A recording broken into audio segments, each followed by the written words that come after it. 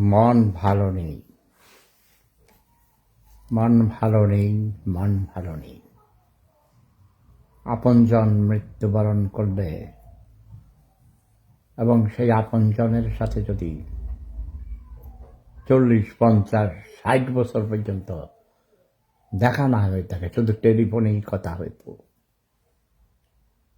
এমন একজন আত্মীয়, সম্পর্কে খালাতো ভাই, 8 নম্বর সেক্টরের প্রথম কমান্ডার ছিলেন ব্রিগেডিয়ার জেনারেল গিয়াসউদ্দিন চৌধুরী, গত পরশুদিন ঢাকার সিএমএইচে ইন্তেকাল করেছেন। আজ তাকে দাফন করা হয়েছে বনানীর আর্মি গোরস্থানে যথাযথ জাতীয় মর্যাদায়। একজন বীর মুক্তিযোদ্ধাকে যেভাবে দাফন করা হয় সেভাবেই করা হয়েছে, তার প্রতি যথাযথ সম্মান প্রদর্শন করা হয়েছে। এই বিস্তারিত খবরটা কিছুক্ষণ আগে আমাকে জানিয়েছেন যিনি গতকাল ভোর রাত 3:30টার সময় টেলিফোন করে বলেছিলেন যে ভাইয়া মারা গেছেন।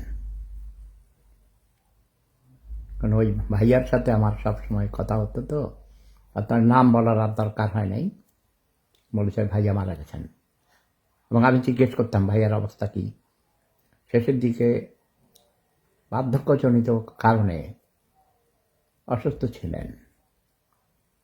মৃত্যুকালে তার বয়স হয়েছিল 83 বছর। হতে পারে হয়তো আরও 2-1 বছর বেশি হতে পারে, কারণ আগের দিনে যেমন আমারও বয়স কমাইয়া দিছে। সার্টিফিকেটের বয়স হিসাবে আমার বয়স 70 বছর, সার্টিফিকেটের বয়স হিসাবে আমার বয়স 72 বছর। আসলে আরও 2 বছর কম হবে, 70 বছর, 69ও হতে পারে, 69। দুষ্টমি মেয়েদের অত্যাচারে ভাই, মেয়েরা কালীকে আমার সাথে প্রেম করতে চায়, আমাকে বিয়ে করতে প্রস্তাব দেয়।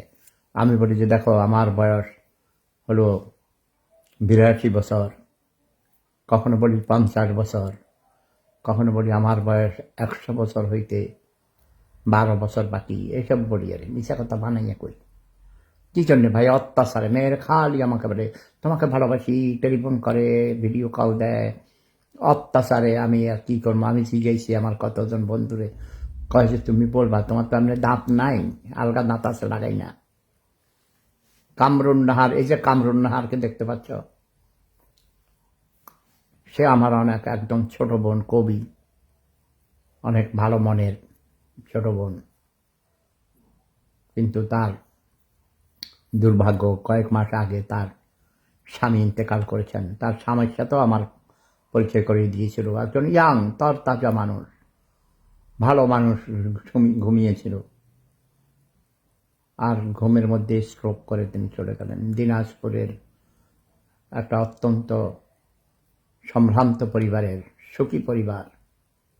কামরুন নাহারের জন্যে তোমরা দোয়া করবা, তার স্বামী যেন শান্তিতে থাকেন, জান্নাতুল ফেরদাউসে গিয়ে 72টা হুরপরি পায়, এবং এই 72টা হুরপরির সন্তানই হবে কামরুন নাহার।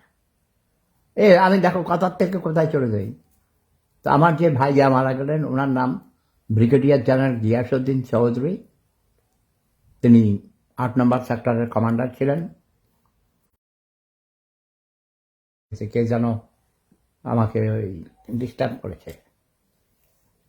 তো উনি সিঙ্গাপুরের অ্যাম্বাসেডর ছিলেন, সুইডেনের অ্যাম্বাসেডর ছিলেন, বাংলাদেশ মূক ও বধির অ্যাসোসিয়েশনের তিনি প্রতিষ্ঠাতা চেয়ারম্যান ছিলেন। তার মায়ের নামে কুমিল্লা জেলার বরুড়া উপজেলার পয়েলগাছা চৌধুরী বাড়িতে, তার নিজের গ্রামে, নিজের বাড়িতে মায়ের নামে হাসপাতাল করেছেন, এবং শিক্ষানুরাগী ছিলেন। পয়েলগাছা ডিগ্রি কলেজ তারই এক বোনের নামে সেটা হয়েছে, পান্না কায়সার ডিগ্রি কলেজ। আপনারা সবাই জানেন, শমী কায়সারের মামা, আমাদের প্রিয় নায়িকা আমার প্রিয় ভাগ্নি শমী কায়সারের মামার বাড়ি, সেটা শমী কায়সারের মামার বাড়ি পান্না কায়সার, তিনি প্রাক্তন এমপি। পান্না আপাও মরে গেছেন, এবং ওই বাড়ি অত্যন্ত ঐতিহ্যবাহী জমিদার বাড়ি, খান বাহাদুরের বাড়ি। ডক্টর বদরুদ্দোজা চৌধুরী, যিনি আমাদের প্রাক্তন মহামান্য রাষ্ট্রপতি, প্রাক্তন রাষ্ট্রপতি ডক্টর বদরুদ্দোজা চৌধুরী সাহেবের মামার বাড়ি এবং তাঁর শ্বশুর বাড়ি। তার মানে তিনি মামাতো বোন বিবাহ করিয়াছেন। মাহি চৌধুরীর মামার বাড়ি,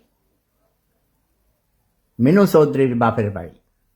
যেই মিনু চৌধুরী আমাকে প্রথম খবর দিয়েছিল যে ভাইয়া মারা গেছেন, সেই মিনু চৌধুরী আমার প্রথম প্রেমিকা। ওকে, তোমরা আবার ওকে বিরক্ত করবে না এসব বলে বলে। কোনো কথাই তো তোমাদেরকে আমি বলতে পারি না অনলাইনে, সব কথা তোমরা ফাঁস করে দাও। এই মিডিয়ার মধ্যে জগতে বড় সমস্যা। এই সেলিম রাজা লিখেছেন, ভাইজান ঈদ মোবারক, ঈদ মোবারক, গরু খাওয়া মোবারক। ওকে, গরুর গোস্ত খাওয়া মোবারক। তো তোমরা সবাই আমার প্রিয় গিয়াস ভাই, আমার সহযোদ্ধা, ৭১-এর রণাঙ্গনের যোদ্ধা, সেনাপতি মরহুম গিয়াসউদ্দিন চৌধুরী, মরহুম ব্রিগেডিয়ার জেনারেল গিয়াসউদ্দিন চৌধুরী সাহেবের আত্মার জন্য মাগফিরাত কামনা করছি। সবাই দোয়া করবে, মহান আল্লাহ রাব্বুল আলামিন যেন তাকে জান্নাতুল ফেরদাউস দান করেন, তার কবর আযাব মাফ করে দেন। যত বেশি মানুষ দোয়া করবে তত বেশি কবর আযাব মাফ হবে, তত বেশি তিনি শান্তিতে থাকতে পারবেন। প্লিজ, দোয়া করবে। আমরা যারা জীবিত আছি আমাদের সুস্থতার জন্য দোয়া করবে। সবাই সবার জন্য দোয়া করি, প্রার্থনা করি, আশীর্বাদ করি, উইশ করি, এবং অন্যদের যেন আমরা কষ্টের কারণ না হই। মূলত আমি এই জন্যই এখন আসলাম, এবং আমি খবরটা শেয়ার করেছি আমার একজন বড় ভাই, বাংলাদেশ ছাত্রলীগের প্রাক্তন সভাপতি এবং বিএনপির কয়েকবারের এমপি, মুক্তিযুদ্ধের অন্যতম সংগঠক, মুক্তিযোদ্ধা, বর্তমানেও কুমিল্লার এমপি, আমাদের মাননীয় সংসদ সদস্য জনাব মনিরুল হক চৌধুরী ভাই, তিনিও গিয়াসউদ্দিন ভাইয়ের আত্মীয় হন এবং অত্যন্ত পরিচিত সহযোদ্ধা, আমাদের সিনিয়র। সবাই গিয়াস ভাইয়ের বেদি আত্মার মাগফিরাত কামনা করবেন। মহান আল্লাহ রাব্বুল আলামিন আমাদের মা বাবা, দাদা দাদি, নানা নানি, আত্মীয় স্বজন যারা মৃত্যুবরণ করেছেন, অনেকের শ্বশুর শাশুড়ি মরে গেছেন, আমার শ্বশুরও মারা গেছেন, নানা শ্বশুর, দাদা শ্বশুর, নানি শাশুড়ি, দাদি শাশুড়ি, সকল পক্ষের যারা ইন্তেকাল করেছেন তাদের সবার জন্য দোয়া করবেন। ভাই বোন, আত্মীয় স্বজন অগণিত ইন্তেকাল করেছেন, এবং যারা অসুস্থ, যেমন আমার শাশুড়ি অসুস্থ, খোটবাস ভূঁইয়াবাড়ির, কুমিল্লার বরুড়া উপজেলারই বাংলার 12 ভূঁইয়াদের সবচেয়ে বড় ভূঁইয়া খোটবাস ভূঁইয়াবাড়ির কেনু মিয়া ভূঁইয়া সাহেবের, মানে সর্বশেষ জমিদার কেনু মিয়া ভূঁইয়া সাহেবের একমাত্র কন্যা রানী, উনি ডাক নামও রানী, এবং তিনি রানীর হালেই সারা জীবন কাটিয়েছেন। খোটবাসের রানীর জন্য দোয়া করবেন। তিনি অসুস্থ, তিনি ঢাকায় তার বড় মেয়ে, তার মানে আমার বড় বউ, আমার 2টা বউ, ওকে, বড় বউ ছোট বউ, বড় বউ নাহারের বাসায় থাকে এবং তারা দুইজনই অসুস্থ। তাদের সুস্থতার জন্য সবাই দোয়া করবেন। দেখেন, আমি কিন্তু কথায় কথায় অনেক পরিচয় দিয়ে ফেলাইছি। আমি যে বলি, আমার দাদার পক্ষ জমিদার ছিল, নানার পক্ষ জমিদার ছিল, আমার শ্বশুর পক্ষ জমিদার ছিল, নানা শ্বশুর জমিদার ছিলেন, দাদা শ্বশুর জমিদার ছিলেন, আমার ছোট বউয়ের দাদা জমিদার ছিলেন, নানা জমিদার ছিলেন, আমিও জমিদারের জমিদার। আমরা জমিদার ছাড়া আত্মীয়তা করি না। ইউসুফ পাটওয়ারি, ওয়েলকাম। এই যে ইউসুফ পাটওয়ারি সাহেব চিনে, আজকে সকালে তার সাথে কথা হয়েছে।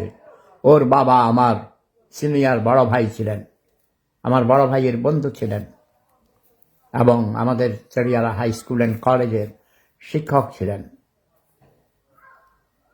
এবং অ্যাডমিনিস্ট্রেশন দেখতেন তিনি। ইসমাইল পাটওয়ারি ভাইয়ের ছেলে ইউসুফ পাটওয়ারি। বাবুল, তোমার ধৈর্য চিন্তা পাঠাইছি। বাবুল, তুমি না ছবি কই, তোমার ছবি কই, তোমার হোয়াটসঅ্যাপ নাম্বারটা দিয়েছো আমাকে। আমি ওকে দেখেছি, ন্যাংটা দেখেছি। ওর মা বাবার বিয়ের দাওয়াত ছিল, আমি যেতে পারিনি। ওকে ছোটকালে ন্যাংটা দেখেছি, কিন্তু ও নাকি আমাকে দেখেছে বলে, বাট আমার স্মরণ পড়ে না। ওর দাদা, ওর জ্যাঠা, ওর চাচা, ওর বাবা আমাদের অত্যন্ত ঘনিষ্ঠ ছিলেন। আমাদের বাড়ির সামনে যে high school, college, primary school, এগুলোর প্রতিষ্ঠার সাথেও তার দাদা, চাচা, বাবা, ওর বাবা তো ছিলই, তার দাদাও ছিলেন, জ্যাঠাও ছিলেন। এবং এরা আমাদের পাশের গ্রাম হাড়াইপাড়ার অত্যন্ত সম্ভ্রান্ত পাটোয়ারি পরিবারের সদস্য। ওর দাদা কিন্তু কোটি কোটি টাকার সম্পত্তি রেখে গেছেন। শোষাক বাজারে একটা ঘর আছে, সেই ঘরের পাশেই আমাদেরও একটা ঘর আছে, সরি, কিন্তু সেগুলো খালি পড়ে আছে। এরা ব্যবসা করে না। ওর দাদা ব্যবসা করত, ওর বড় জ্যাঠাও ব্যবসা করত। কত কথা ভাই আমার, কত স্মৃতি। ইউসুফ পাটওয়ারি, কিন্তু তোমার ছবি তো তখন, তোমার ছবি ছিল দাড়ি পাকা বুড়া বেটা দেখে আমি তো মনে করছি ভাই কোন হাজি সাহেব। সে কুয়েতি ছিল আগে এবং সুচিপাড়া 13 নম্বর উত্তর সুচিপাড়া ইউনিয়ন পরিষদে চেয়ারম্যান পদপ্রার্থী ছিল। চক্রান্ত করে ওকে হারিয়ে দিয়েছে কুচক্রী মহল, তাই না? হারিয়ে দিয়েছিল। আমি ছিলাম না, আমি থাকলে ও পাশ করতো, কারণ ওরা আমরা একই পরিবার, আমরা মুক্তিযোদ্ধা পরিবার, মুক্তিযুদ্ধের সপক্ষের পরিবার, ঠিক না? এবং সে এখনো আওয়ামী লীগ করে, আমাদের পরিবারের সবাই আওয়ামী লীগ করে। আমার বড় ভাই 87 বছর বয়স্ক হেডমাস্টার ছিলেন তিনি। এই সচিবেরা উত্তর ইউনিয়নের আওয়ামী লীগের সভাপতি ছিলেন 15 বছর।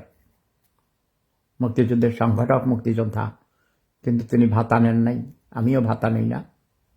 বরঞ্চ আমার নাম কেটে দিতে বলেছি, কারণ এটা অপবিত্র লিস্ট। এখানে ভুয়া মুক্তিযোদ্ধা 80%। তাহলে ভাই ওই নামে, ওই ভুয়া অপবিত্র লিস্টে আমার নাম, আমার পবিত্র নামটা দিয়ে এটাকে অপবিত্র করে ফেলার অবস্থা না? আমি তৎকালীন মুক্তিযোদ্ধা মন্ত্রীকে বলেছি আমার নাম কেটে দাও। আপনার নাম তো এটা সরকারি গ্যাজেটে অনেক আগেই, প্রথম গ্যাজেট থেকে আপনার নাম ছিল। আমি সে আমার নাম কেটে দাও, আর আমি ভাতা নিব না, আমার নাম কেটে দাও। তোমরা সবাই চোর, তোমরা মিথ্যুক। কি বললেন?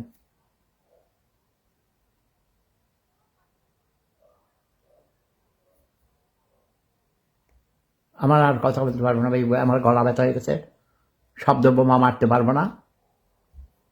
যাবে, আমি এখন লাইভে আসতেও চাই নাই। আমি লাইভে আসছি শুধু আমার প্রিয় ভাই, শ্রদ্ধাভাজন বড় ভাই ব্রিগেডিয়ার জেনারেল গিয়াসউদ্দিন চৌধুরী সাহেবের জন্যে সবার কাছে দোয়া চাওয়ার জন্য এসেছি। কারণ আমি জানি, আমি আমার মুরব্বীদের কাছে শুনেছি, আমার দাদার কাছে শুনেছি, কারণ আমরা নবীজির বংশধর ভাই, আওলাদ রাসুল। আমি নিজেও একজন পীর, ফকির, দরবেশ, জিন্দা পীর। আমি জানি প্রতি 40 জন মানুষের মধ্যে 40 জন যারা ঈমান এনেছেন, খাঁটি মুসলমান আছেন, ঈমানদার মুসলমানের মধ্যে একজন ওলি আল্লাহ থাকেন। এই যে মনে কারণে আমি যদি এখন হাত তুলে মুনাজাত দিই, এর মধ্যে 40 জন যদি ঈমানদার মুসলমান থাকেন, 40 জনের মধ্য থেকে একজনের মুনাজাত মহান আল্লাহ রাব্বুল আলামিন কবুল করবেন। তাই আমি এই অধিকার নিয়ে বলছি, আমি জানি কোটি কোটি মানুষ আমার এই কথা শুনছেন, আরও শুনবেন। আপনারা সবাই আমার প্রিয় শ্রদ্ধাভাজন বড় ভাই, 8 নম্বর সেক্টরের প্রথম কমান্ডার, যুদ্ধক্ষেত্রে তিনি আহত হওয়ার পর তিনি পরে সাব সেক্টর কমান্ডার হয়ে গিয়েছিলেন, সুস্থ হয়ে পরে এসে আবার যুদ্ধ করেছেন। ব্রিগেডিয়ার জেনারেল গিয়াসউদ্দিন চৌধুরী ভাই আমাদের ছেড়ে চলে গেছেন গত পরশুদিন।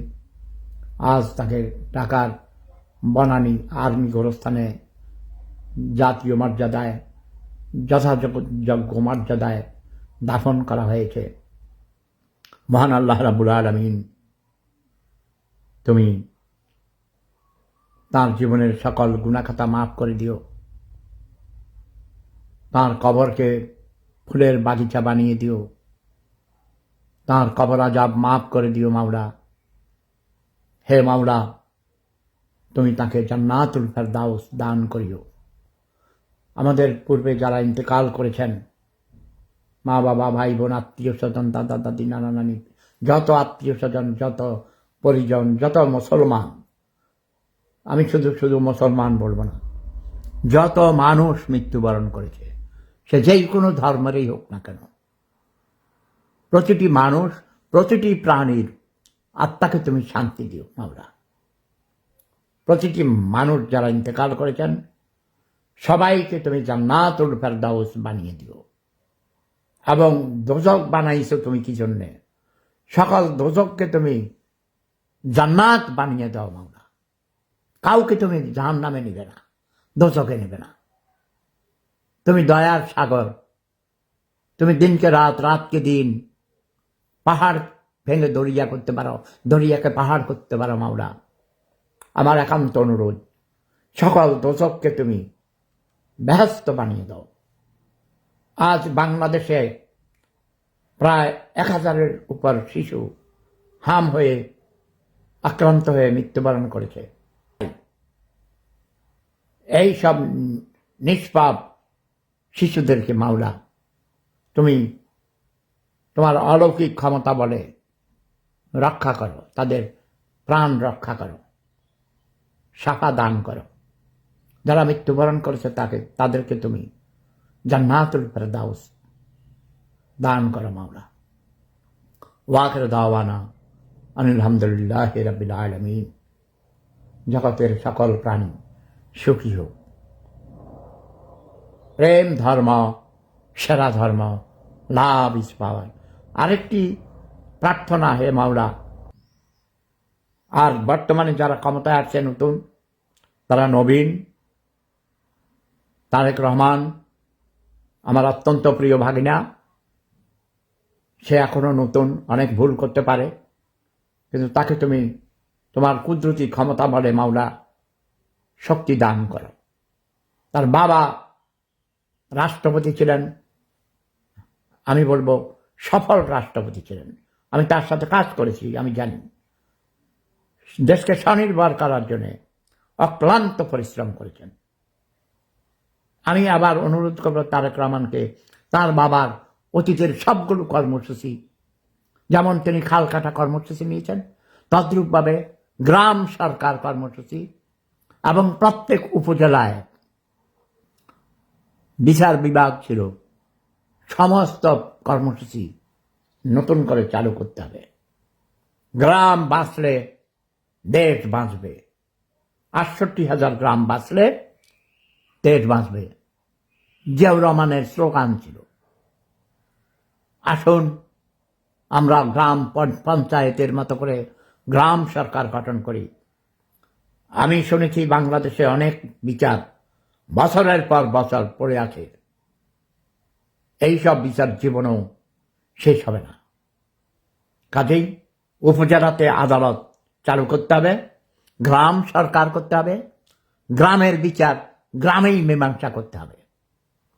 আসুন আমরা সবাই মিলে এদেশকে স্বনির্ভর করে তুলি।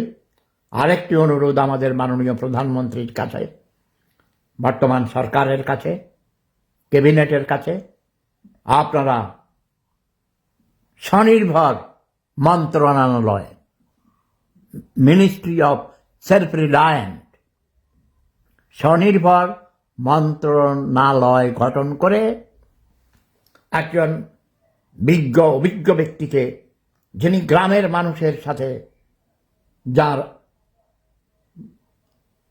নানির সম্পর্ক আছে, এমন একজনকে আমি চিনি। তাকে আমি জীবনেও দেখি নাই, তার কর্মকাণ্ড দেখে আমার কাছে ভালো মনে হচ্ছে।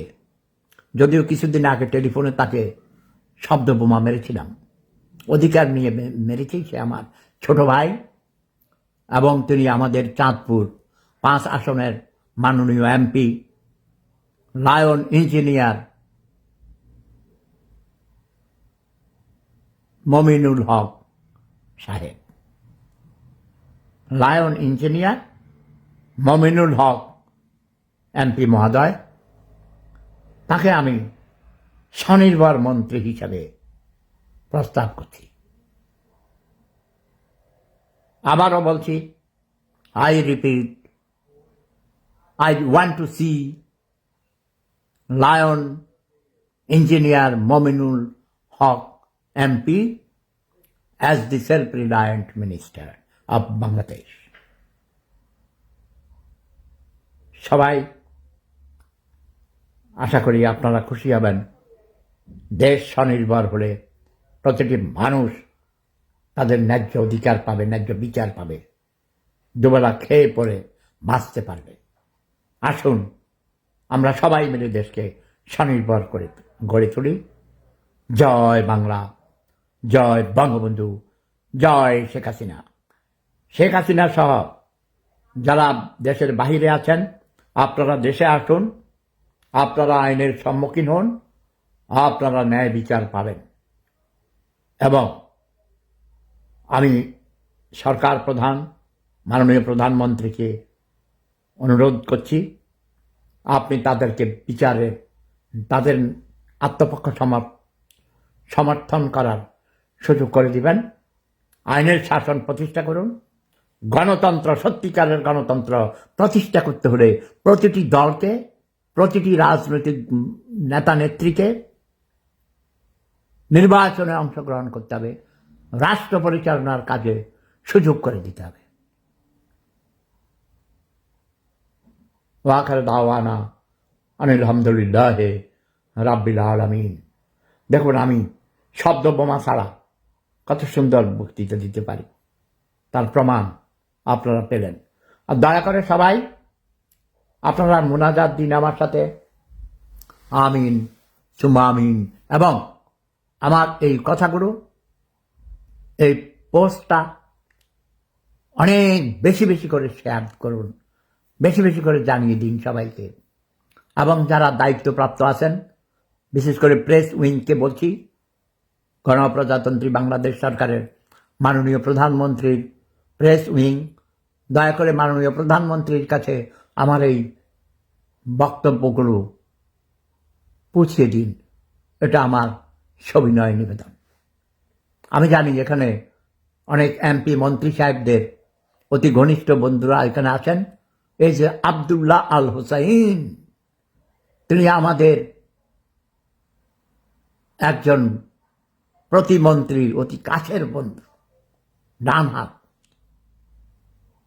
নুরুল হক নূর সাহেবের, নুরুল হক নূর এভাবে বলা যাবে না, মাননীয় প্রতিমন্ত্রী নুরুল হক নূর এমপি মহোদয়ের ডান হাত আব্দুল্লাহ আল হুসাইন, ইনি তাকে মন্ত্রী বানিয়েছেন, নেতা বানিয়েছেন। আব্দুল্লাহ আল হুসাইন সাহেব, আমার এই কথাগুলো দয়া করে আপনার মন্ত্রী মহোদয়কে পৌঁছিয়ে দিবেন, এমপি মহোদয়দেরকে পৌঁছিয়ে দিবেন, তারা প্রধানমন্ত্রীর কাছে পৌঁছিয়ে দিবেন। আমিন সুম্মা আমিন।